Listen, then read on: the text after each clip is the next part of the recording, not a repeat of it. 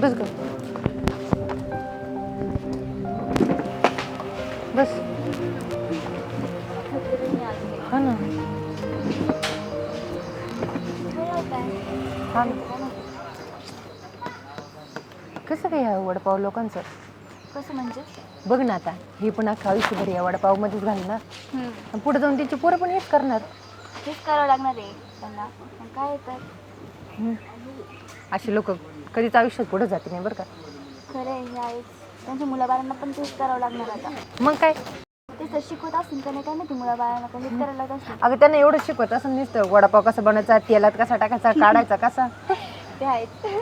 ते कुठं पुढे जाणार आहेत काय? मग काय तर हे वडे हे करतील आणि ते तळतील. एवढंच दुसरं काय? एवढंच अगं त्यांचं आयुष्य.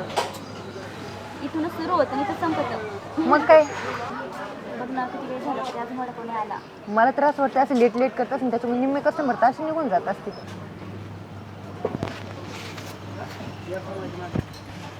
वडेगार होत असेल वडापाव. बापरे लेक्चर खूप हार्ड आहे ना.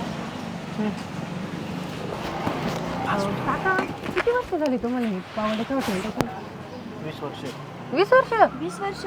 बापरे 20 वर्ष. बरे. आणि अजून तर तुमच्या पावसाळ्यामध्ये म्हणजे अख्ख्या घर गळत असतं. काय तर फोर व्हीलर घ्यायची तर त्यांची होणार पण नाही की तसंच म्हणलं तरी चालेल. आता ना त्यांचं घर होणार ना गाडी ना बंगला काहीच नाही. आणि मुलं पण हेच आदर्श घेतील. मग काय अवघड आहे ना. कसं असतात लोक काय माहिती बाबा. बघ ना. एक्सक्यूज मी, या हो इकडं. काय झालं? हे माझे पप्पा आहेत. तुम्ही ज्यांच्या हाताने बनवलंय त्यांनाच नावं ठेवताय. मागापासून बघतोय तुम्ही नावं ठेवताय ते पार लायकी काढाय चालवलं यांनी. ते त्यांच्या कष्टाचं खाताय. हा पत्रा गळतोय म्हणता पावसाळ्यात. तुम्हाला माहिती आहे का 20 वर्षापासून माणूस का उभा इथं? हा त्यांच्या पोरांची लायकी काढता तुम्ही. तुम्ही काय शिक्षण झालंय तुझं? आम्ही ग्रॅज्युएशन करतो. ग्रॅज्युएशन करताय मग तुम्हाला मनाने कळत नाही स्वतःच्या कष्टाने जरी माणूस उभा एवढा राहतोय त्यांच्या मुलांसाठी एवढा दिवस रात्र इथं काम करतोय कशासाठी चाललंय? आणि त्यांना तुम्ही तुमच्या घरच्यांनी असे संस्कार ठेवले का तुम्हाला? तुम्ही ना आमच्या संस्कारावर जाऊ नका. अरे तुम्हाला जर संस्कार असते ना तुम्ही असे वडीलधाऱ्या माणसांना असं बोलले नसते. तुम्हाला माहिती आहे की यांनी कष्टाने 20 वर्ष शिकून मला स्वतःला एक इंजिनियर केलंय. मी शेवटच्या वर्षाला इंजिनिअरिंगच्या. हां त्यांनी जर ठरवलं असतं ना तर आत्तापर्यंत काही पण केलं असतं. आणि तुम्ही काय म्हणता त्यांचे पोरं तेच करणार. तुम्हाला अपेक्षित थोडं होतं का त्यांचा मुलगा इंजिनियर होऊ शकतो म्हणून?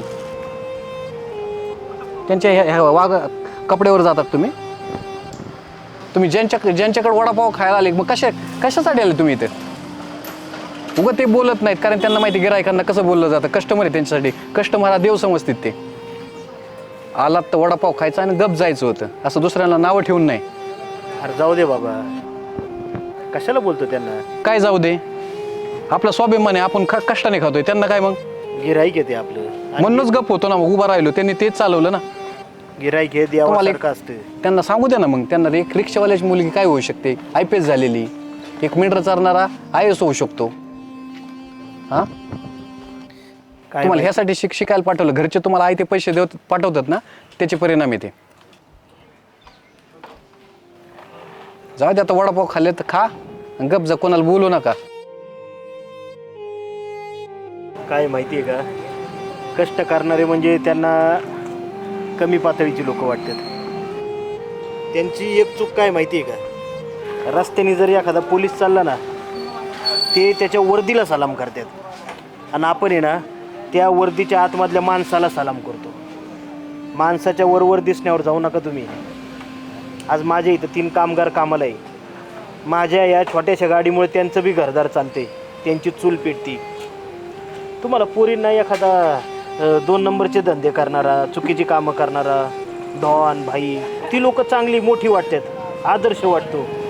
लांड्याला बडे करणारी ते चालतात तुम्हाला. आणि कष्ट करणाऱ्यांची लाज वाटते का तुम्हाला? जाऊ द्या, खावा. काही लागलं तर अजून सांगा. चूक झाली काका. उगाचच बोललो.